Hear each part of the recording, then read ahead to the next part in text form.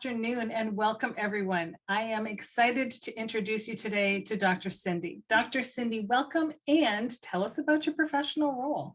Yeah, thanks so much for having me. So I work as a naturopathic doctor. I have a clinical practice where I generally see people one-on-one, or I might see families together, especially in the context of family planning or growing families. But I also co-founded a consulting business that does training and support for health and wellness providers to help them make their clinics and practices more 2S LGBTQIA+ inclusive.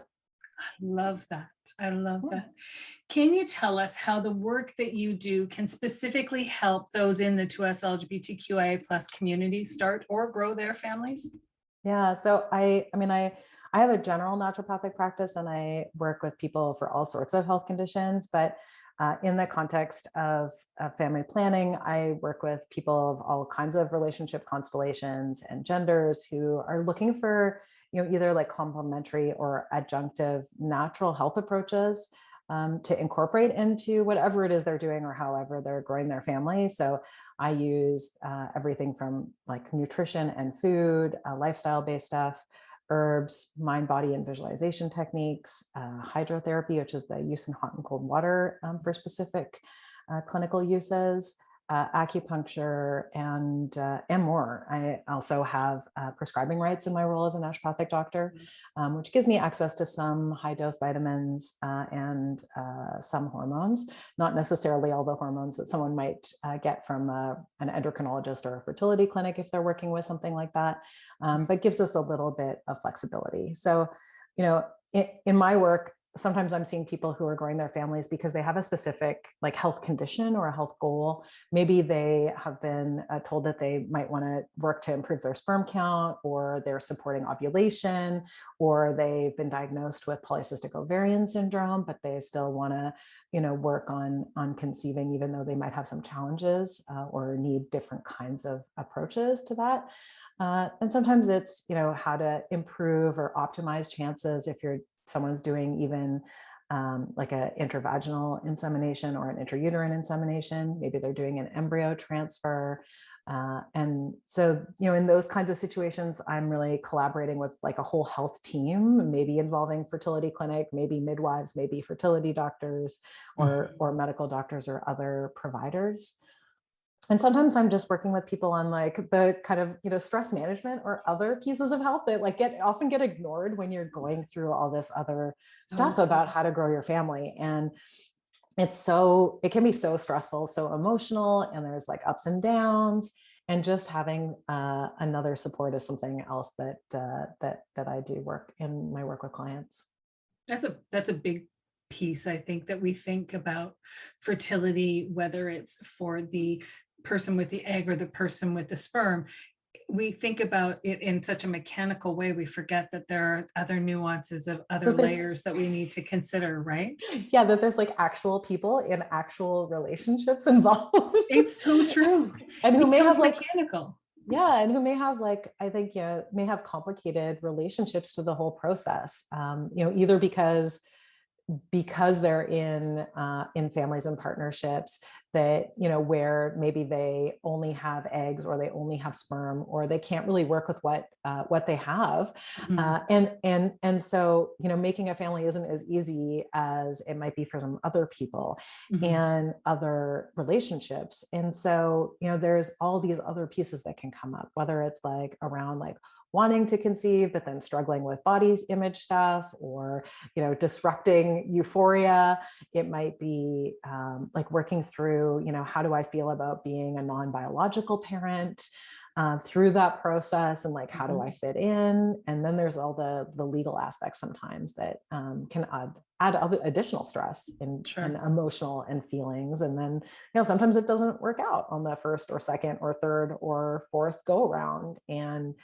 And that also is something that, needs care and attention and empathy in that process. So absolutely. It's so key. Yeah, it's not just the mechanical stuff. No, but that's what we first think about. And then we have to be reminded sometimes of the other, because the mechanic stuff sticks in our brain more and it takes up so much space. We forget it's because it's taking up so much space. We need to be giving attention to some of the other pieces of it, right? Yeah. Are there things that you might look for in doing the work that you do and in the capacity that you do that a cisgendered heterosexual practitioner working in a similar capacity just may not be looking for because they just don't know to be looking for it? Yeah, I think this is like so key. I mean, it's true across the healthcare field. I think, in particular, um, with family planning, it can show up in slightly different ways. A lot of it is just like being able to provide a space where like my clients or patients don't feel like they have to constantly like explain or over explain themselves, their bodies, their relationships, and where it's like not taken for granted that they're, where there isn't, or at least I try to. I mean, I think we all are imperfect at it, regardless of our own identities. But where I try and provide a space that is inclusive, that's not falling into some of those heteronormative traps or cisnormative traps that we can all fall into, and that frankly most of us as like regulated healthcare providers were like taught in that way. Yeah. And so, to me, that's a huge part of it is, just not having people having to explain themselves.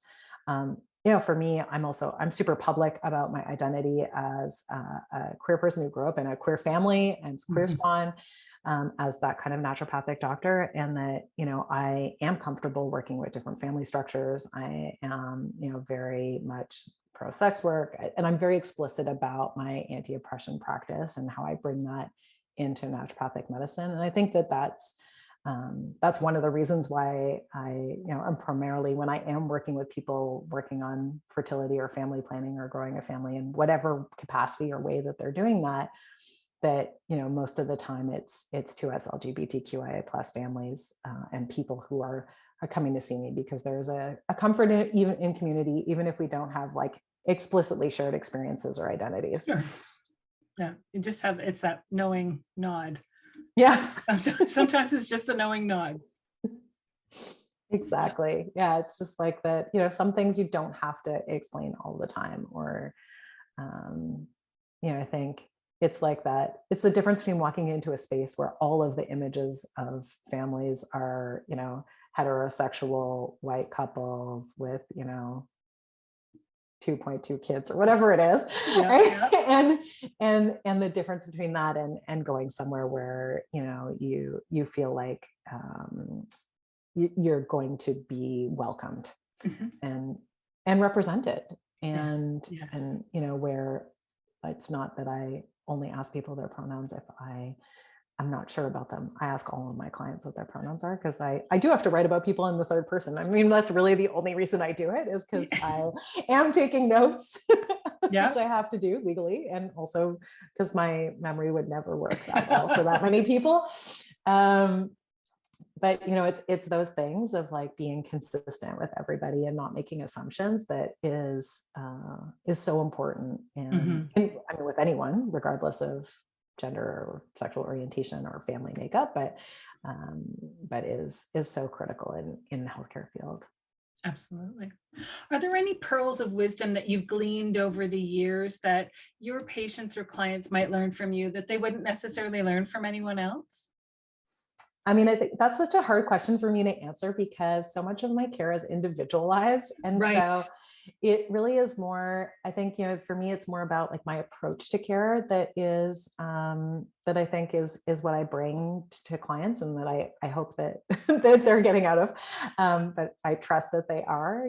I am very flexible. So on the one side of things, I trust that somebody's coming and they have a knowledge about their body and their health that they're bringing to the table. And so that collaborative process is really important to me, and that ties into like how big I am on consent, like in all ways, but Sure. especially in this field. So I'm really big on knowledge transfer, on sharing information about research and the evidence to support something or not support something, and how things fit together. I think I'm really attuned to something that often gets missed because health food stores are everywhere and lots of people are taking things, which is that especially if someone's going through fertility treatments of some kind or another, or some kind of assisted reproductive technology, that there are lots of things that can have negative effects. So even diet wise, but certainly supplements and natural health products,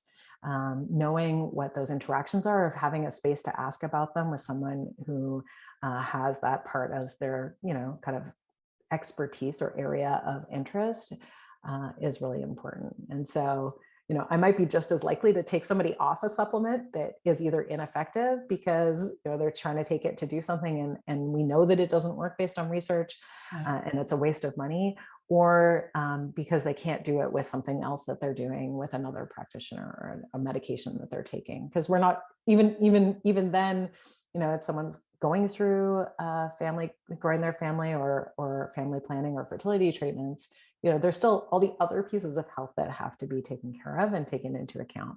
Sure. And so certainly that's the part that I can bring to the table and do that with all of my clients. And that whole picture image, Yeah. right?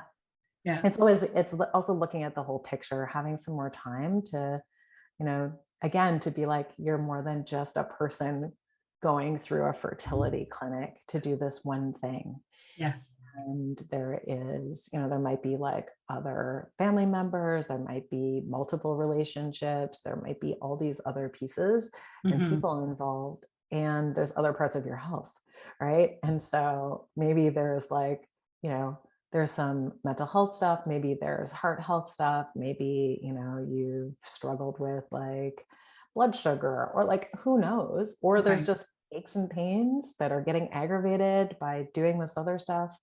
And it is about sitting back and being able to look at that whole picture, having that perspective, and having like, I say I always have like one foot kind of in the, science and evidence-based approaches, and really like have a lot of experience working in integrated clinics with medical doctors and reproductive endocrinologists and nurses, and then also having this other foot in kind of the natural health world, and also being able to provide acupuncture as part of scope of practice, but Mhm.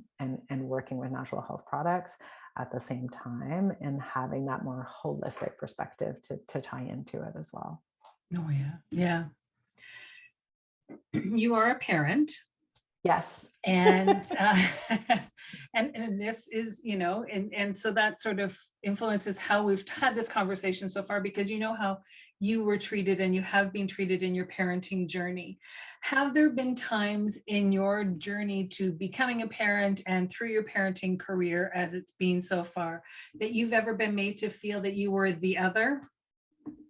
Oh gosh. I mean, I don't know anyone like in community, into us LGBTQ right, plus or queer community, who hasn't had that experience in Right. some way or another. I'd like to meet them if they haven't, and hear How'd you all do about it? it. Yeah, like how did you manage to go through life like that? I mean, I do think things. Obviously, I'm in a different generation than my own children are, Sure. and so I know their experiences are vastly different, and Yeah. they experience a whole lot less stigma, and there's a lot more inclusion amongst their friend groups than I ever experienced at their age. But certainly, like, I think the biggest one for me is always that like walking in the door to healthcare, or to any service, or even like into a store, and especially in healthcare, it's like the thing that gets me is the intake form. Every single time it upsets me, or like, I mean, it happens at school too, unfortunately, sometimes, but it's the intake form, where either it's like inappropriate questions or options for gender. There's, the kind of heteronormative assumptions about families that are built into the intake forms. Mhm. And those are the things that like hurt, because it's right at the get-go. And I just have, I mean, the kids know I have like a red pen in my bag, and I will mark up any intake form, any registration form, or I'll just be crossing things out, making new fields, doing all the things. But you feel like you're in the wrong place, and nobody should ever feel like they are in the wrong place, or at the wrong clinic, or at the wrong provider. Which is, partly why I started this other consulting business, Right. was, because I don't think that it should just be people who, are within community themselves, who have those Right. lived experiences, who are able to provide care in a way that's inclusive and welcoming. It should be That's true. everybody. Yeah. But unfortunately, I think like that's the thing that just, it hits home every time I have to fill out a form, and I never want people to have to feel that way. Yeah, no, I fully agree with you on that.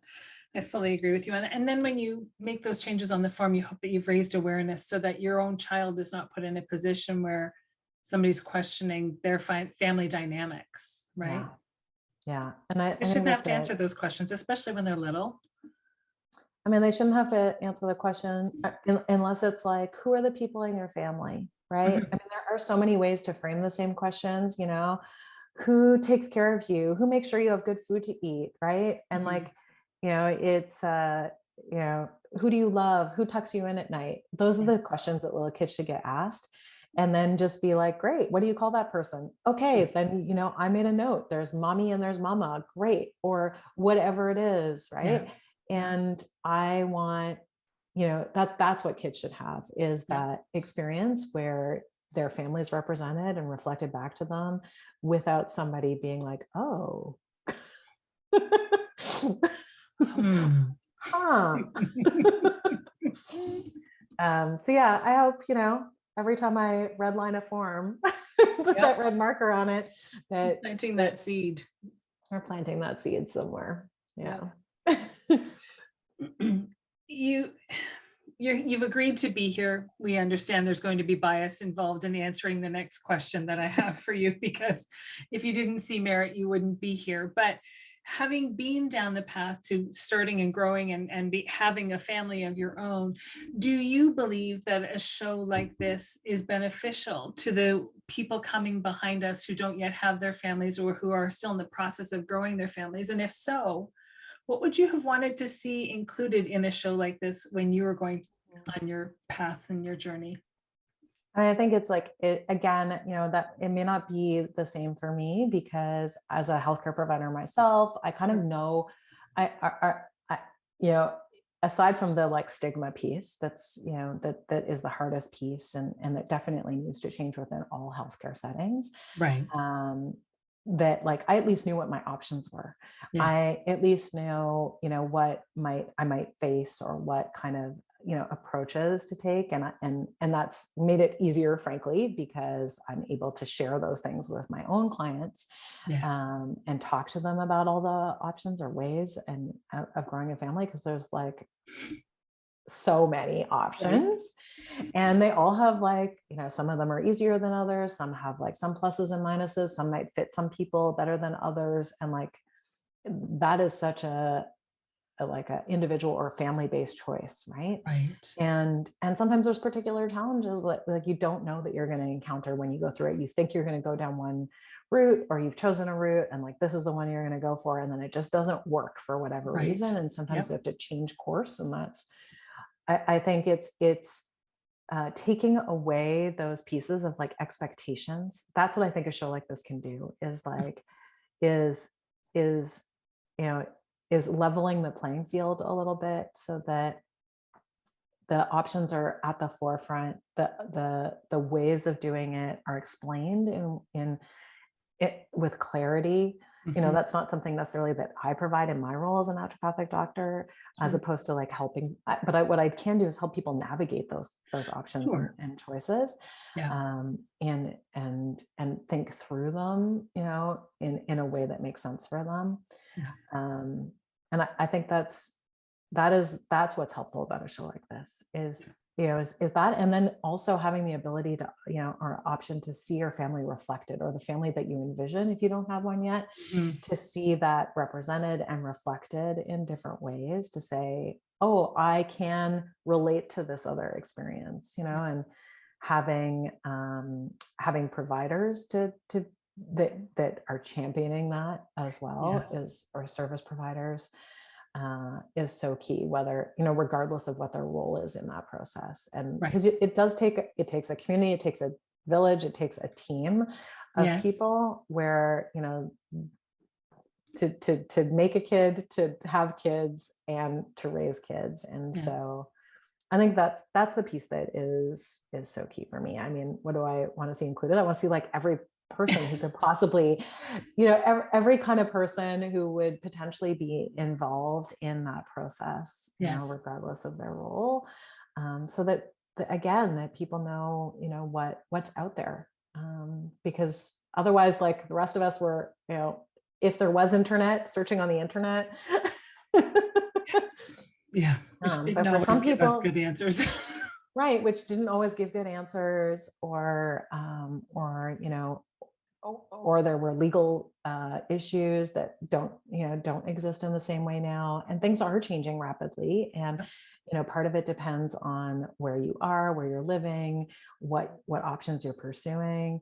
But I think that that a show like this can be so transformative for people because it is one stop and one place to get that some of that info and supports, as a starting place. And that's something certainly that wasn't around when I was thinking about family stuff. Or my mom, you Yeah. know, and like, you know, like, or like, you know, for a woman like my mom who's a lesbian, you know, it was really like there really was, she just thought the only way to do this is to be in a heterosexual relationship if I Yeah. want to have kids.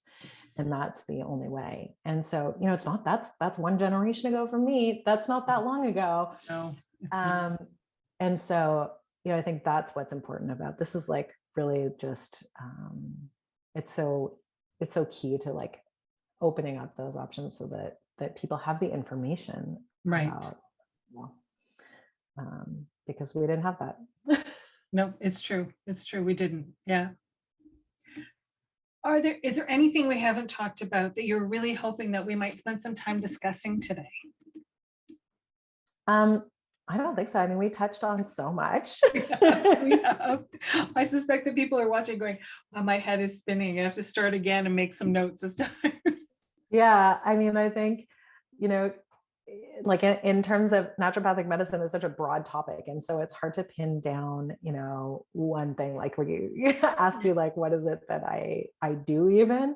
Yeah. It's like, okay, well, it really depends on what somebody's health history is. And Right. so I think it's, you know, I really just always encourage people to ask questions. I do, you know, in my work because I spend more time with people, I Right. do offer meet and greets, or I might refer to somebody else if they're looking for a different kind of provider, who does some things slightly differently than me. Like I don't go to clinics anymore if someone's doing a transfer to do acupuncture on site, but I have colleagues who do that work. Right. Um, and so, you know, that really asking questions is, I think, the most beneficial part of this process, so that Yep. people, you know, find out who are the key people that they want to help support them through Yeah. their process of growing a family at whatever stage they're at, right? Yeah. You know, whether they're just like thinking about it or they're already on track and they're like, this feels like a lot. Right. Yes. Yes. Absolutely. That you know, you grow your team. Mhm. And the team reflects you and who you are. Yeah. Yeah. Yeah. Yeah. How can people find you? I mean, I'm online, not overly, but people can find me through my website, which is cindygilbert.ca, cyndigilbert.ca. And people can reach me through there. I'm also on social media, whether that's like Twitter, LinkedIn, Facebook, and Instagram. And you'll see a different side of me for the most part on each of those platforms. Right. Get to know a little bit of a different version of me, but there I'm on all social media. I'm at Dr. Cyndi, Cyndi. Excellent. I love that. Yeah.